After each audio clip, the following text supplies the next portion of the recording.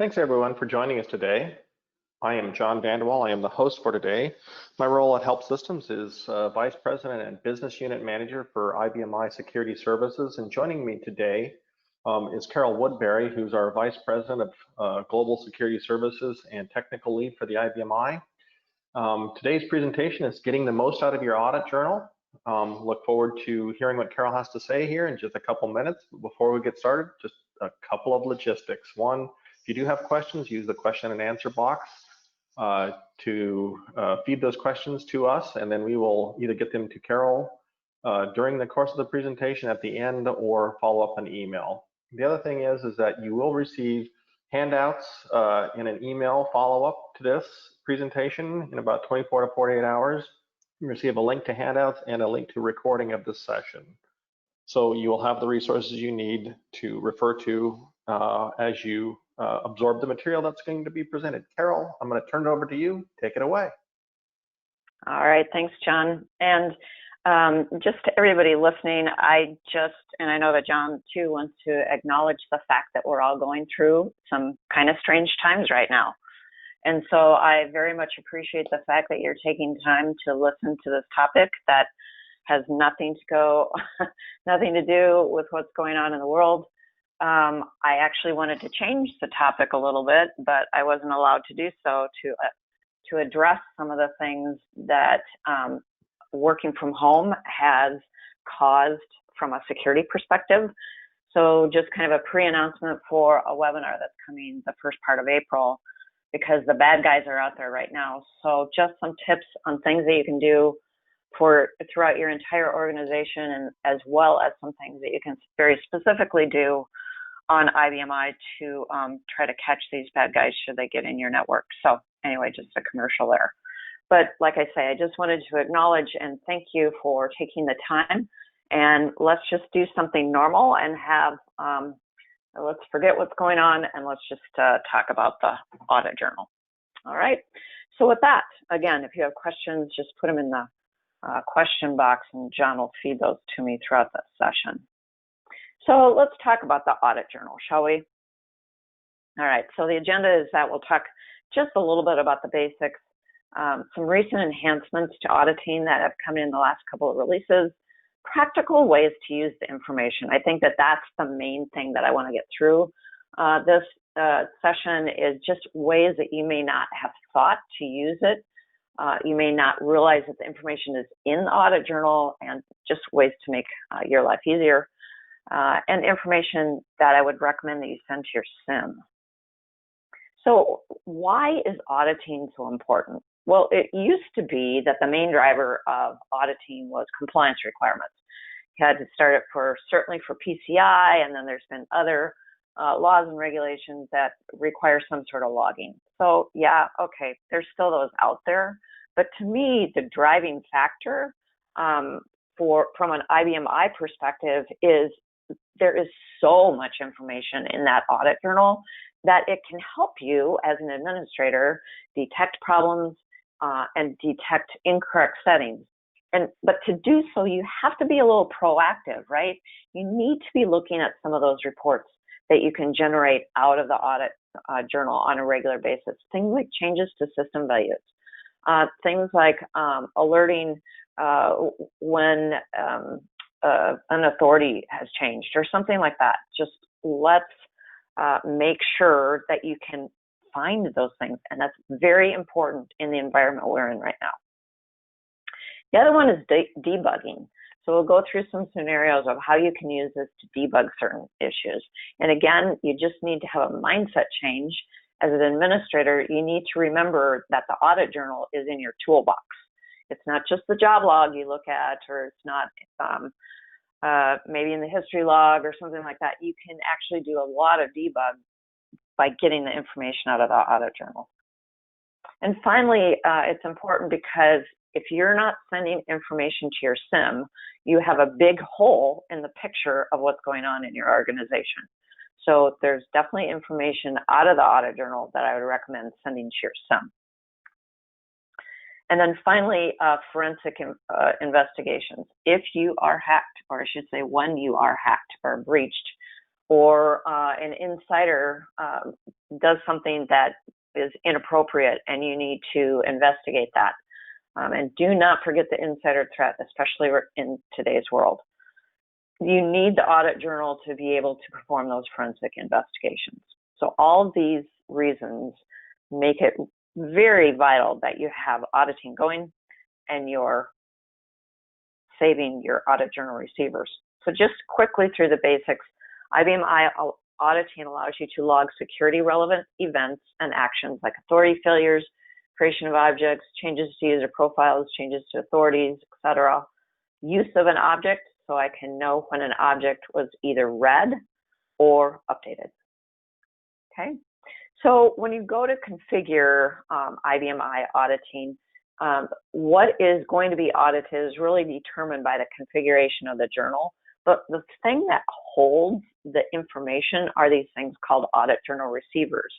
And the current one that is attached to the journal, and the journal always has to be called QAudJourn, and it must be in QSYS.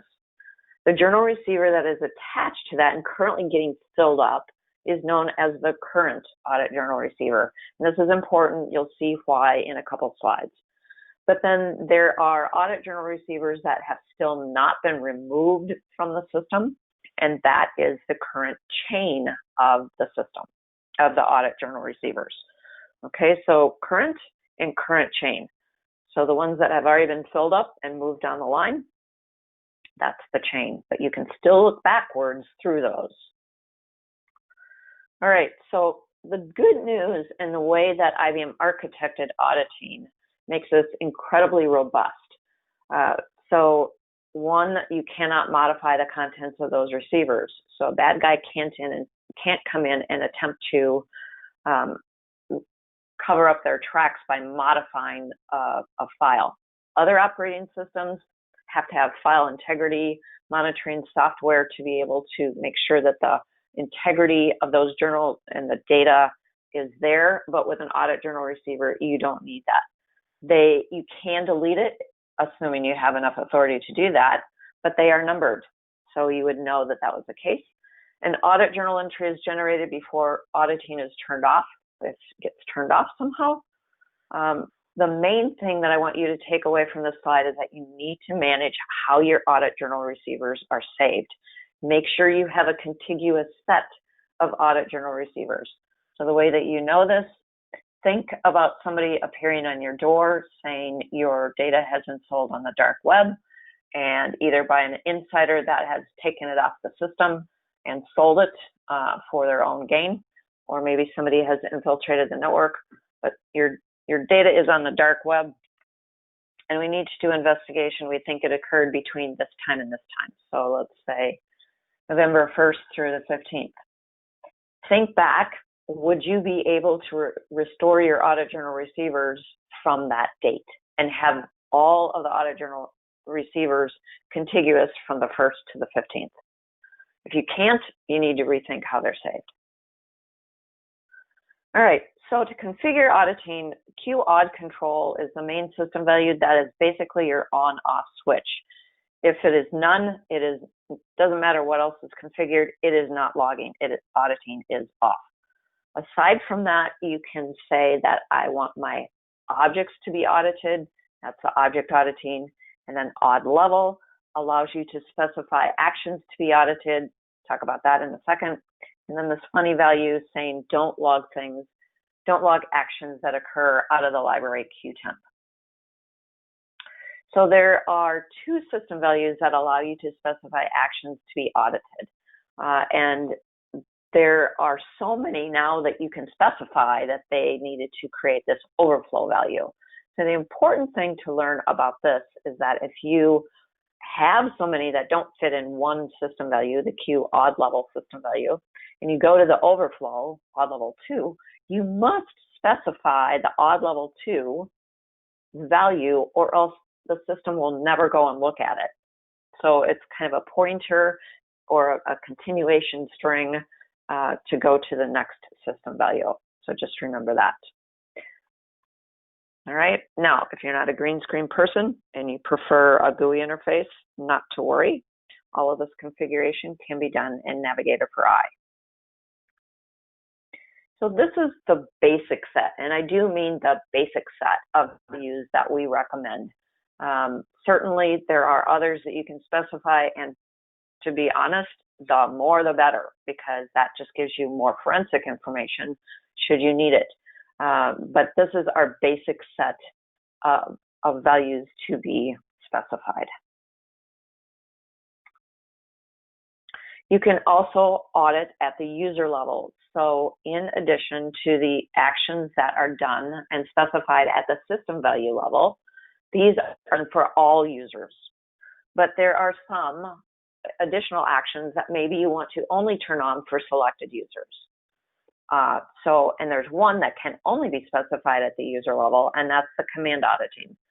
So command auditing, you must go and turn on at the user level, and that will log all of the command strings that that particular user enters at the command line or via a CL program.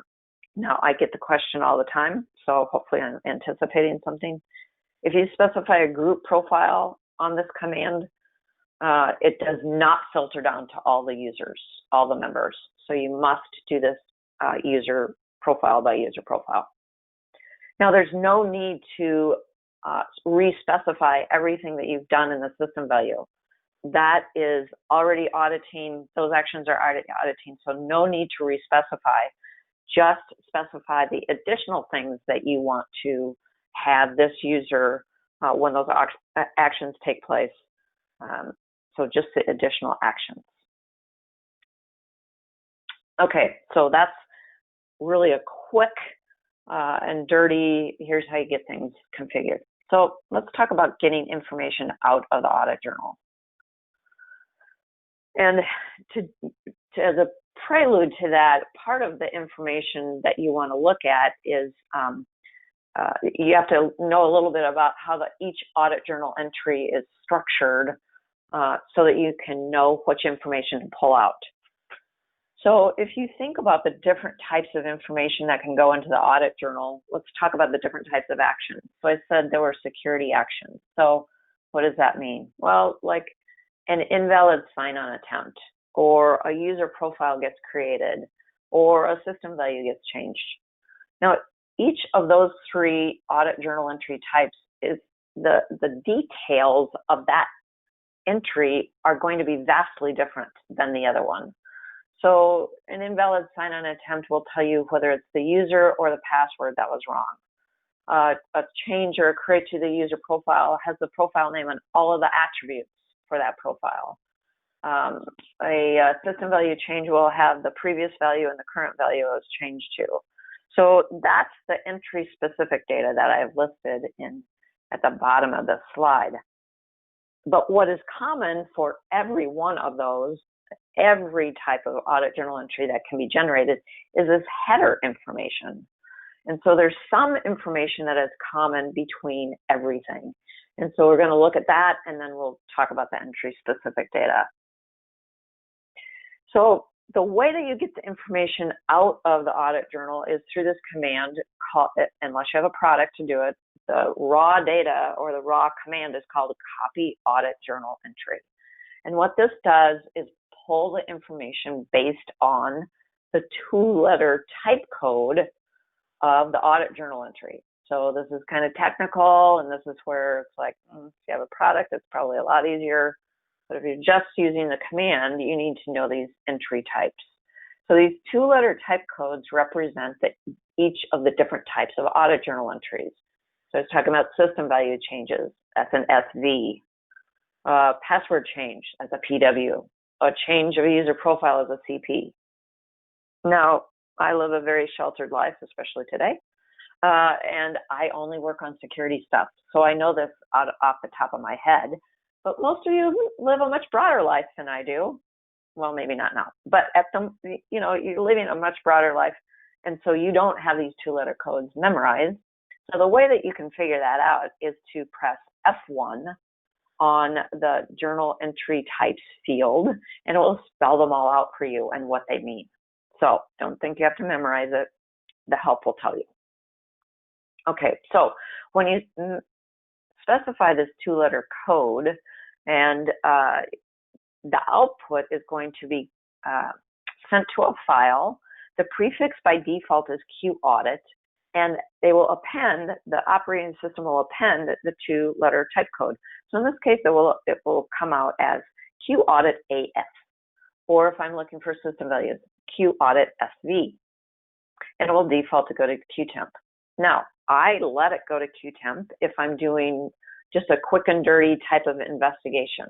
And that way, when I sign off, I don't have to clean up after myself. The operating system does that. But there are definitely times that I keep that information, and maybe I harvest it daily. This is one of our MSS reports. If you're one of our managed security services customers, we gather audit journal entry information daily. And so we're not putting it in Qtemp, we actually store it away. So remember, I was talking about the audit journal receiver, and the current one, the one that's currently attached to the journal, is called current. But depending on how far back I need to look, even if it's just a couple hours on a busy system, I'm going to have to specify this value called cur chain. So basically current chain. So current will get you just the thing that is currently filling up. So looking backwards at all, make sure to specify cur chain. Then you can start do the starting date and time, and then if you page down, you can get the ending date and time. Okay, so when you get that, you get the file, and you can either run a query over it, or my preference is to run SQL, and you can get just the information you want out of that. Okay, so again, this is kind of the quick and dirty. Let's look at some more detail. How do I know which things that I need to turn on to get the actions that I want to log and the information I need? Chapter 9 of the IBM Security Reference Manual is your friend. It's all things about auditing. So there's a table that says if you put this value in the system value, Q-odd level, these are the 2-letter type codes that are going to be generated. So make sure you've downloaded the IBM Security Reference Manual for the version of the operating system that you're running, because they're always adding new values that can be specified. So make sure you get the current one, and that way you know what you can specify and which actions can be audited. Okay, so the recent enhancements, 2 came in V7R2. They both had to do with PTF operations. One talks about the objects that were changed as part of that PTF, and the other one is PTF OPR, the operations, the load, apply, remove of PTFs. Also in V7R2 are the before values. So previous to this, the only system value that had before values was the system value entry. But now they have added a before value for all of these 2-letter type codes. So auditing value changes. If you change an object from or to have all accesses logged, it will also log what the previous value was, which is probably none, star none. V7R3 auditing enhancements for the CP, the creation of user profiles and the change of user profiles. All of the attributes are being logged in the audit journal entry now, except for the text field and the actual authority on the profile itself. There were also some, I'll call them rearrangements or reworking of some of the network related system values that, or values that you can specify for Q-odd level. These allow you to know which protocols are being used and which sessions are encrypted or not. So that's what these 4 do. So let's look at some practical examples. Remember I said in the header of that information, or the header of all of the audit journal entries, there are common fields. One of those common fields is the remote address, which translates into the IP address. Now this can be very handy, and I'll show you this in just a minute. Where does this table come from that I have the pointer to? It comes from Appendix F, as in Frank, the layout of the audit journal entries. This is at the very beginning of that appendix. It lays out all of the possibilities that you have in the header of that audit journal entry. All right, so also in the header of the information are usernames, but usernames plural. Okay, so when you're going to get the information out of the audit journal entry, you have to be careful to get the right username. So the first username is associated with the job. So the job name is always three parts: the device, the username, and the user number. So the username that's listed first in the header is always associated with the job name. That may or may not be the user that you want. If you're looking at something like that's coming in through ODBC, that username is going to be Q user. That's not the user that did the work. The user that did the work is listed later in that header under the user profile. So again, make sure you're grabbing the right field. Okay, so one of those practical examples I was talking about, you can get invalid sign-on attempts. So in this case, I did the copy audit journal entry command, and I wanted the PW, or the password entries. So I sent that out, and it created a file called QAuditPW, and then I ran SQL over it, and I pulled out the user profile name. So this would have been the one in the job. I page back. This is the username in the job. Okay. Then the violation, and this is the actual username that was entered when the sign-on attempt was attempted, and the remote address. So it used to be, I'll be honest, I used to only look at the password, the invalid password attempts, because I figured those were the ones that were trying to come after, like QSEC offer or the well-known IBM profiles. But in this case, and in today's world, we need to look at both the P entries, the password entries, as well as the user entry. Now, why am I saying that? You can start an early detection of either a firewall rule was changed and suddenly your system is exposed to the internet, or perhaps somebody is trying to gain access from the insider perspective and guess passwords. Things like seeing root and admin show up in your audit journal entry is not normal unless those are coming from like an internal scan software. Okay, but and that you should be able to know from the remote address. But if you see this remote address and it's an external IP address, there's something wrong. I mean, somebody's trying to get at your system. It is exposed directly to the internet. So this is one of those cases where you can be proactive and say, whoa, something's going on, let's figure it out. This is also why you send this information to your SIEM. So this could be a rule in your SIEM. If you see root and admin from an external address, whoa, red flag. Okay, so this is where it can help you. Now there's another audit journal entry called GR, and the name for this is generic record. And that's kind of what this is a generic record. But where it can come in handy is when you have used application administration. And I've talked about application administration in some of the articles I've written and as well as in other Coffee with Carol sessions. But if you turn on any of the settings in application administration, or if you use the function usage commands, any setting that has been configured, then these GR entries start to get generated for all of the things that you can configure in application administration. So one of the ways that this is really handy is let me back up. Part of application administration allows you to totally shut off FTP and totally shut off DDM, DRDA, and ODBC access. and it's an on-off switch.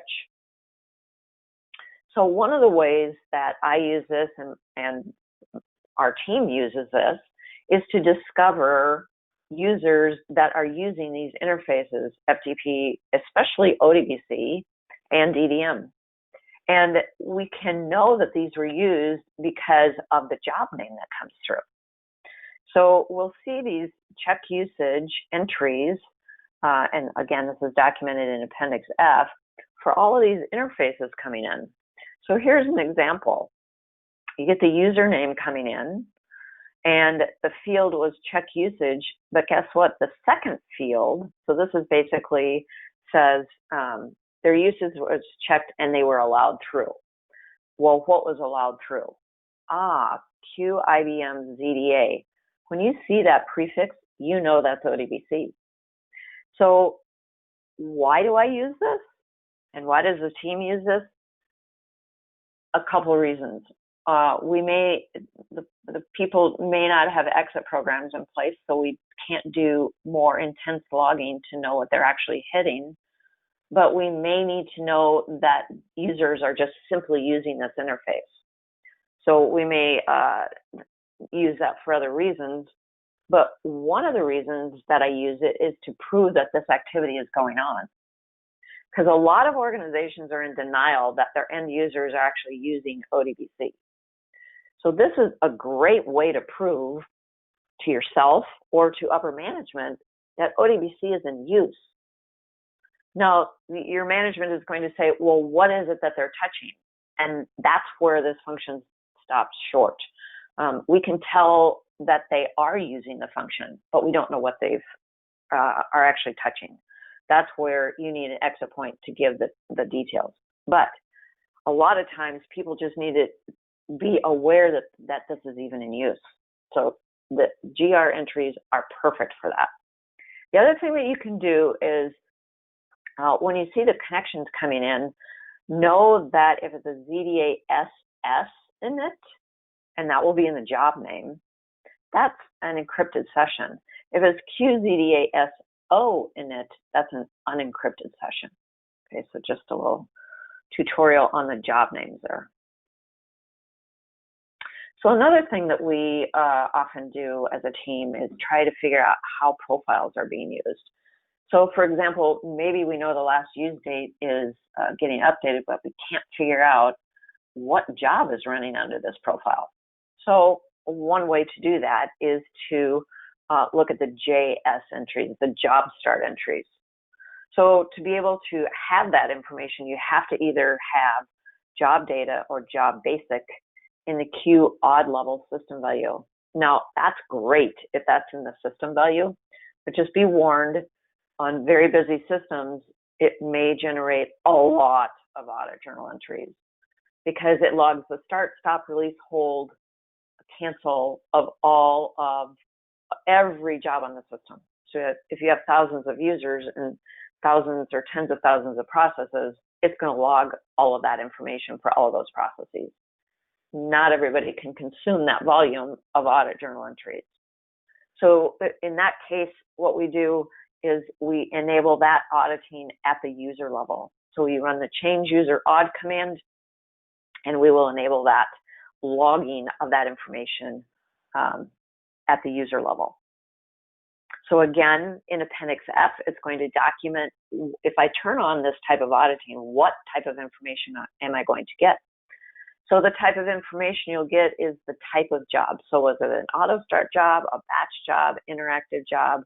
So if I'm trying to do forensics on how is this profile being used, it's going to be very helpful to know that, first of all, I'll get the job name, but then it will be very informative to know that it's a batch job or an interactive job. And of course, there will be a timestamp because all of the start, stop, release, hold, it will give me the beginning of the job and the end of the job, so I can, again, figure out what all this profile is being used for. So this is just an example of that. We have turned it on for, or I turned it on for my own profile, and you can see I left the timestamp, but I didn't select the job information, but that's part of this entry, because remember it's in the header, so it's in all types of entries. But you can see the job type here is batch. I had some interactive jobs. The S under entry type is the start of the job and then the end of the job. So I can figure out how profiles are being used. And one of the things we use is for, again, if you're one of our MSS customers, you may have chosen to have us tell you when something like QSEC offer is being used. So this is one of the reports that we can give to show interactive sign-on for QSEC offer, for example. CD entries, so again, this is the command entries. So when you enable command auditing at a user level, all of the commands are logged. The other thing that happens is if you enable object auditing on a command object, so things like create library or make dir, if you turn on object auditing, it actually turns that into a CD entry, the same thing that is generated when command auditing is turned on for a user. And the benefit of that is that we get the command string and the parameters that were entered. So here's an example of turning on command auditing, again, on my particular profile. Now, if you're turning it on a user, you can then discern what actions they are running. But if you turn it on for a specific command, you can figure out who very specifically is running that command. Hey, Carol, got a question on command auditing. Okay. For star command, you mentioned command line and from CL programs, but are other techniques tracked too, such as RPGLE running Q command exec or SQL running a command via XML service? It's probably right here and I missed it. Yep.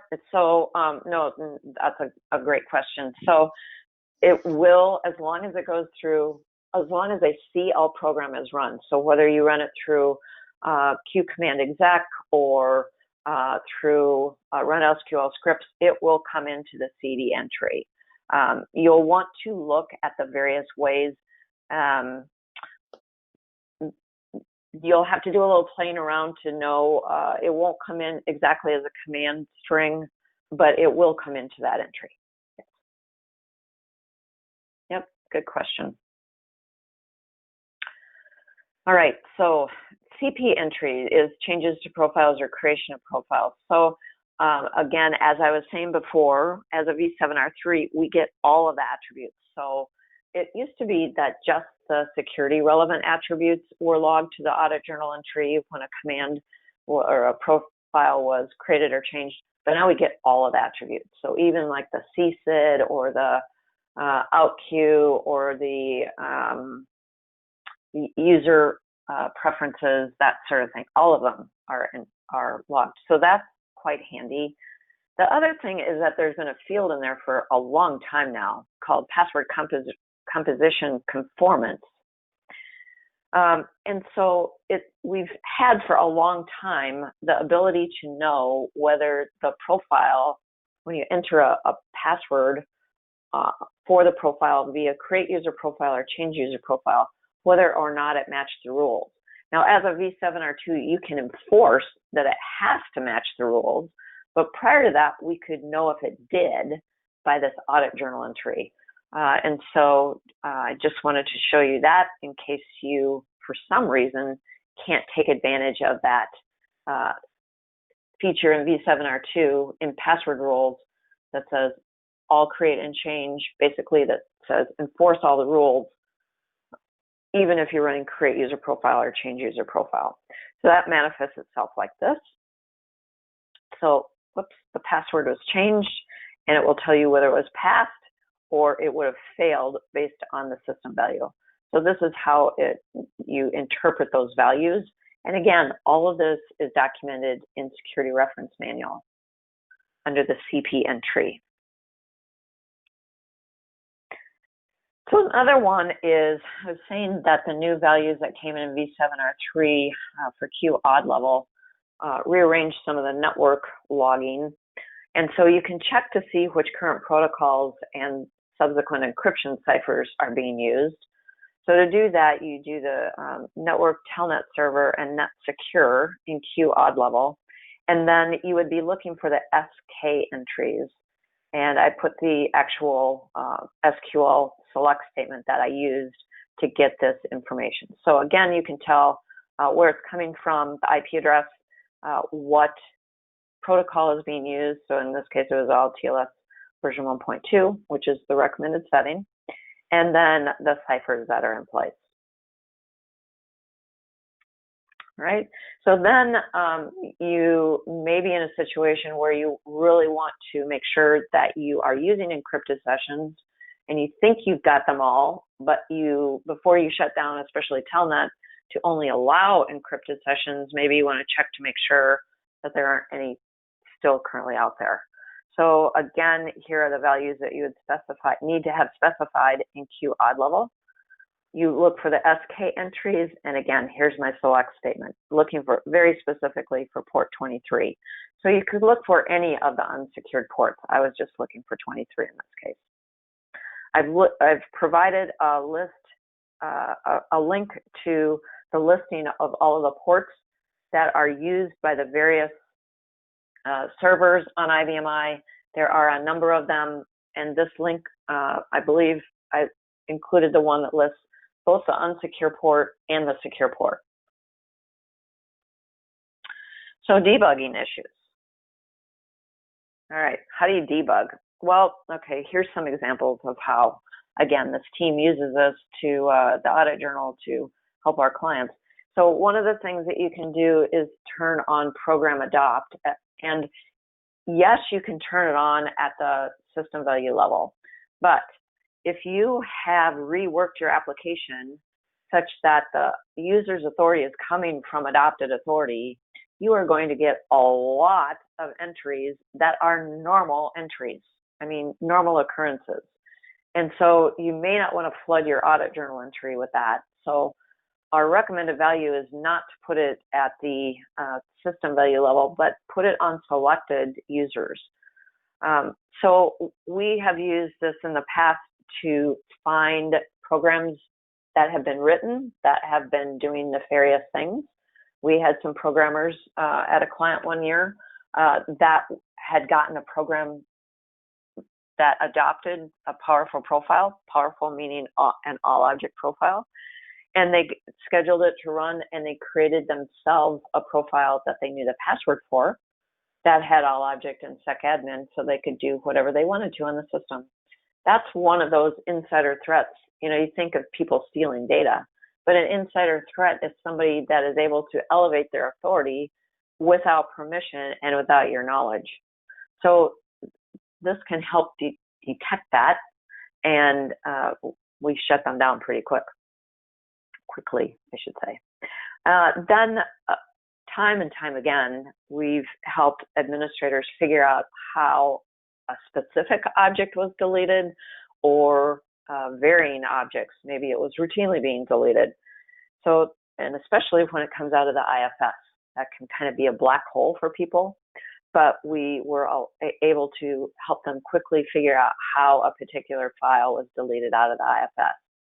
Same thing with creation of objects, only in this case, we are making sure that nothing is being created into a particular directory, especially root, before we lock it down. So we look for creation of object entries, but in this case, we're looking for the absence of entries so that we know we're not going to break anything when we take the right authority away from root.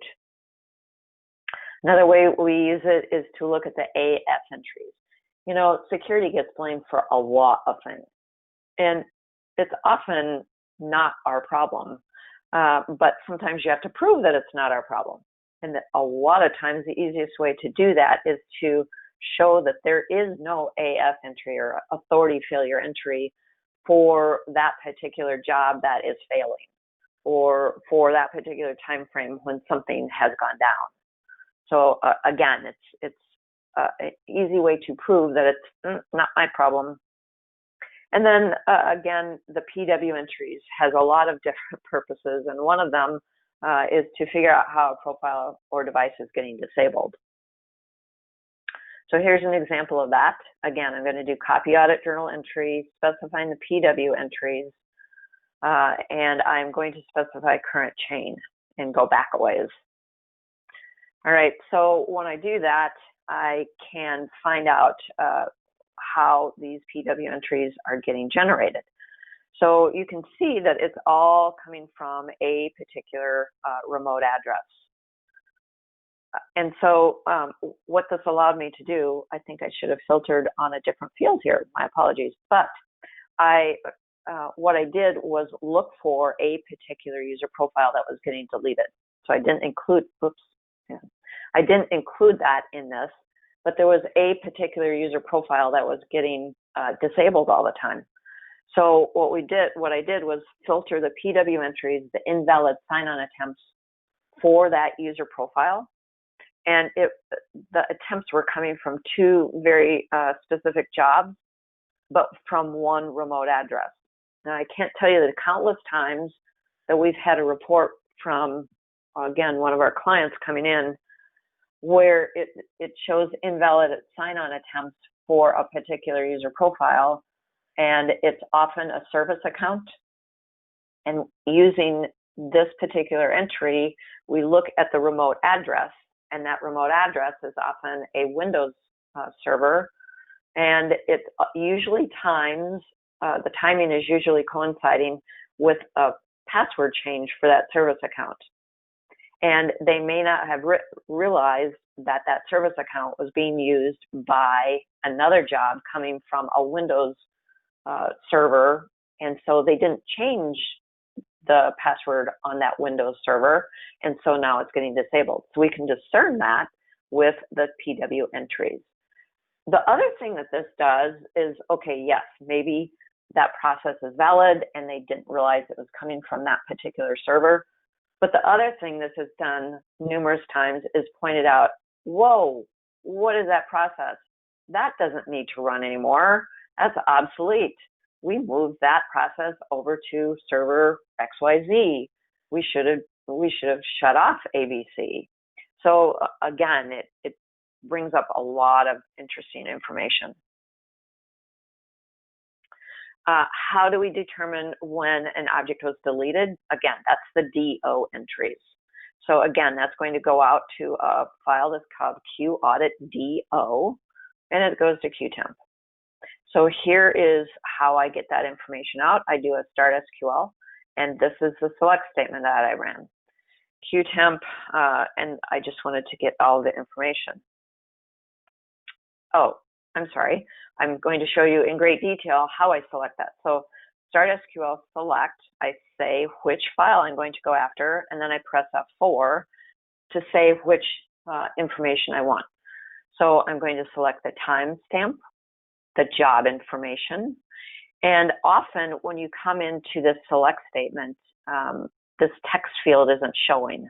So what I do is press F11 until I get the text field up here. So that way I know exactly what I'm selecting. So I've selected my timestamp, the job information, the name of the program that was running at the time that the audit journal entry was generated, along with that program's library. And then remember, the name of the user, that's the job user. But what I want is the user profile that actually ran the job. So that's the second user profile name. So then I page down, and I'm not selecting anything more on this page. When you hit the remote address, you'll know that's the end of the header information. Okay, so then I page down again, and I get the specific entry information that I want. So remember, from the IP address on down is going to be different depending on the audit journal entry type that you're looking at. So we're looking at a deletion of object entry type. So I want the type of the entry, I want the name of the object, the library name, and the object type. So you can keep paging down, and you can get all sorts of stuff, but you typically don't need it all. But at the very end of the audit journal entry, if the object that is being deleted is in the IFS, you probably don't want the library information because the path name does not appear in these fields. what you'll need is to scroll all the way down and grab the path name. And that's where the IFS information is. Okay, so I pressed enter, and this is what I got. I got the timestamp, the job information, and the program that was running at the time, and the path name. So I was able to know that this file is being deleted by the user profile called CJW test, and this was the job that was running at the time. Okay, so this is the select statement that I used to get that information. So if you ever need to do that, especially in the IFS, it's helpful to know the select statement for the path name. Another way that we look at the audit journal is to kind of help people determine when things are being created into the wrong library, perhaps bypassing change management. So one way you can eliminate that is to make sure that developers only have use authority to libraries, because then they can't create something into it. If they have change authority to the library, then they can add things to it. Okay, so that's one hint there. But okay, let's look in the audit journal. So if, again, creation of objects, CO entry, that will produce a Q audit CO. And out of that, I'm going to do a select, and I'm going to look at the objects created into my production library. So the interesting thing about the creation of objects information is the entry type. When you're talking about programs, the entry type comes into play here. When it's N, it's a new program. But if it's an R, it's a replacement. So that can help you if you are, again, doing some type of change management, or you have to audit the change management. These audit entry types, or the entry type of this particular entry may help you. So N is new, and R is a replacement. And again, this is all documented in Appendix F, Security Reference Manual. Okay, so at the beginning of this, I said there's information that needs to be sent to your SIEM, because if you're not sending your IBMI information, you got a huge hole in that information gathering process. So it helps you. One of the things that you'll want to do is turn on this value called attention event in QAud level. That allows you to detect, it's called intrusion detection, but the intrusion is at the very low level of the IP stack. We're talking malformed packets, or SYN, SYN attacks. So what we've found is that it helps us as an early warning sign for malware, believe it or not.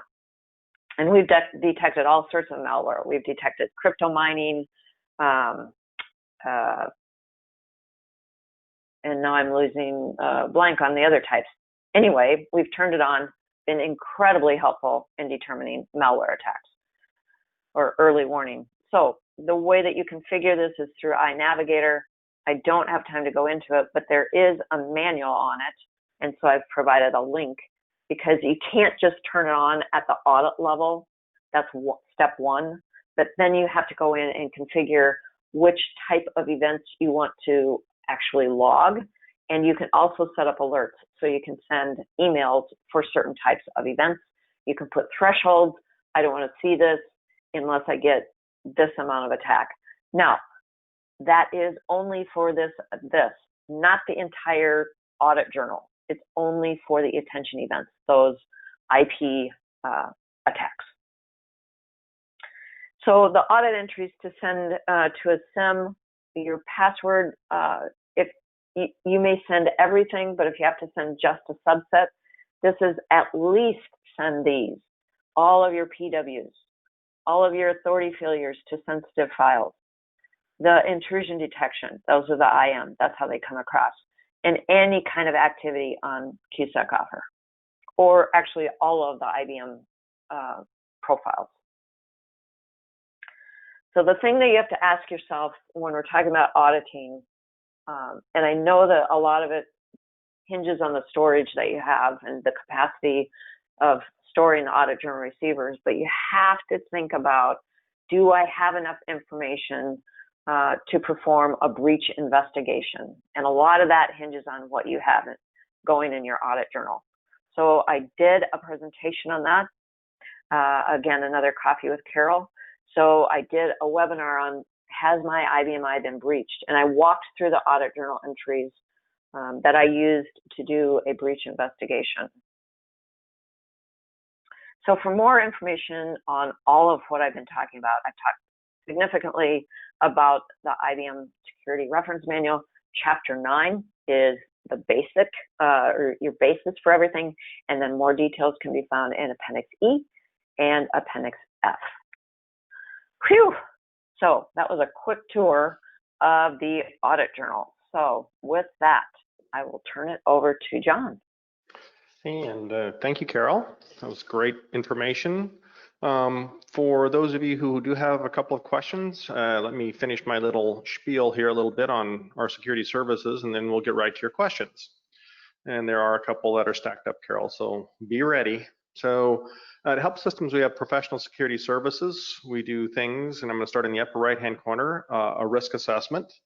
That's basically, figuring out what you don't know. It's uncovering your system's security vulnerabilities and preparing a detailed report. And you get to review that with one of our experts so you can understand exactly, what your risks are on your system. We also do penetration testing, which is basically, think of it as we are an actor inside of your network. And if a nefarious actor is inside your network and they have access to a legitimate logon, what can they get access to? So we do penetration testing and tell you what typical profiles have access to in terms of data. So we don't ever go in and change data or do anything, but we do document what they have access to and then show you that. And the idea is to basically validate the risks that you have from a risk assessment, and then also to exploit your profiles to see just what it is in danger on your system should a bad actor come on your system and log in with legitimate credentials. So that's penetration testing, which is sort of a form of a risk assessment, but it's higher. It's much more detail and much more in depth in terms of understanding just what is at risk. To a much greater degree. Then we also do architecture, where we basically put together a security design for you with, how do you get from point A to point B, if you will, to improve the security on your system. So we spend a period of time with you in an on-site engagement and work through an architecture and develop for you a way to get to that desired security outcome that you wish. And then we also do remediation for those of you who know that you need to fix security but just don't have maybe the time, you don't have the skill set, or you just are pressed for many other details, but you still want to fix security on your system. We offer remediation services where we work hand in hand with you to remediate your system. And then the other thing that in a remediation engagement, I think that people really get out of it is as we work and show you what we're doing, you actually get to know security much better and are able to become an expert in security and maintain it going forward. So you have to continually call us up to maintain your security for you.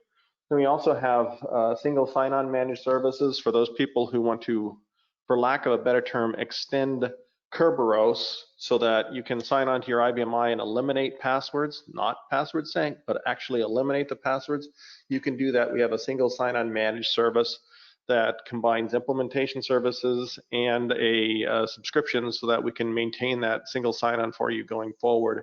And we also have managed security services, which is, we all know that we're pressed for time and you want to have experts looking at your security configuration on a periodic basis.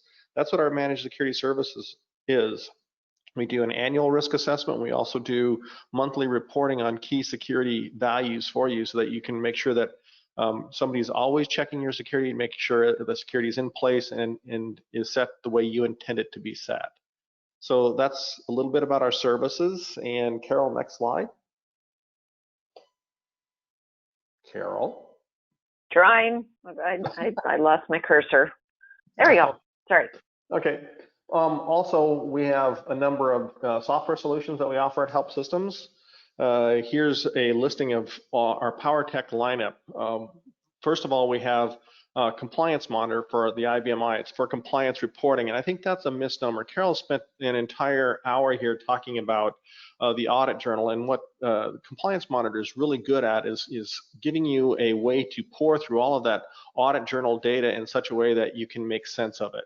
So it's a really great tool for combing through your audit journal to figure out just what is happening on your system. We have things like privileged access management, self-service password reset, database monitoring, user provisioning, multi-factor authentication. Can't tell you the number of presentations that I've been in where Carol talks about security and she references the Black Hat conference. And the thing that frustrates hackers and people, nefarious actors the most is multi-factor authentication and encryption. And those are two things that, if that's what's going to frustrate people from getting to data that shouldn't, that are bad actors, then why don't we do that as a group on the IBMI? So we offer multi-factor authentication, two-factor authentication, native encryption. We have perimeter access control. Carol alluded to exit points earlier, where we have an exit point manager product, command monitoring, automated risk assessment. That's the tool we use when we do a risk assessment for you. We also have a SIEM agent. Carol talked about moving a lot of those key records from the audit journal into your SIEM agent. Many of you probably have a SIEM that you pay attention to a bunch of other different servers on your system, and you kind of aggregate all those logs together. Well, we have an agent that will allow you to take things from the audit journal and put it into your SIEM so that you can monitor, audit journal events along with all the other log events that you have with the various servers in your organization. We also have native virus protection. We have policy control, a product called Policy Minder. We use that extensively in our managed security services offering that I talked about just a little bit ago.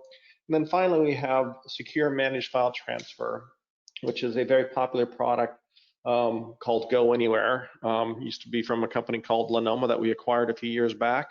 It's gained a lot of popularity, and it's something you should probably check out if you have a need for secure managed file transfer. And then finally, we have something called Security Scan, which is a free scan. I call it a first look. It's not as in-depth as something like a risk assessment. In a risk assessment, we actually go through a whole lot more and give you a lot of information and do a real deep dive into your system to get that, total list, if you will, of the risks and vulnerabilities that you may have. Whereas a security scan gives you a quick first look and allows you to get just a kind of an understanding of your system. We offer that for free. If you want that first look, check out our security scan at HelpSystems.com. With that, Carol, I'm going to run over to the questions because we have a number of them. So I'll just start right here. First one, and it says, does it automatically capture remote address with turning on password auditing? And I'm not sure what it is, but maybe you know, Carol? Probably it is the audit journal, yes. So the IP address will be captured in all of the audit journal entry types if it is available to the system when the audit journal entry is generated. So it's there for more than just PW. It's not always there. If it's not available, it can't be logged, duh. But it is available once you turn on the password auditing. And that comes in under the security. A PW is generated when you turn on security, or I think security configuration in QAud level. Look in the security reference manual, exactly what you need to turn on.